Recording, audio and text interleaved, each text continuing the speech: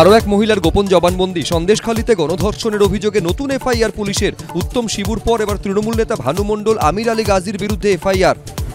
সন্দেশখালীতে রাজ্য পুলিশের ডিজি সঙ্গে এডিজি দক্ষিণবঙ্গ শেখ শাহজাহান বাহিনীর বিরুদ্ধে ভুরি ভুরি অভিযোগ। কি পদক্ষেপ পুলিশের, জানতে সন্দেশখালী থানায় বৈঠকে রাজীব কুমার। সন্দেশখালী কাণ্ডে এবার মুখ্য সচিব ও ডিজিপিকে নোটিশ জাতীয় এসটি কমিশনের। 3 দিনের মধ্যে জবাব না মিললে আইনি পদক্ষেপের হুঁশিয়ারি। কাল যাচ্ছে প্রতিনিধি দল। ধামাখালীতে শুভেন্দুর সঙ্গে বচসার সময় খালিস্তানি বলে আইপিএসকে আক্রমণ।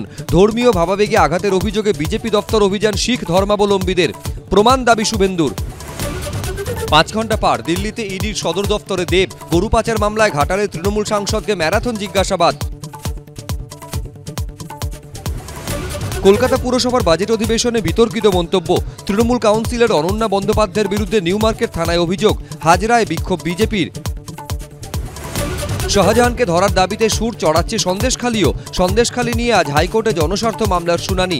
ঘণ্টাখানেক সঙ্গে সুমন, রাত 8টা।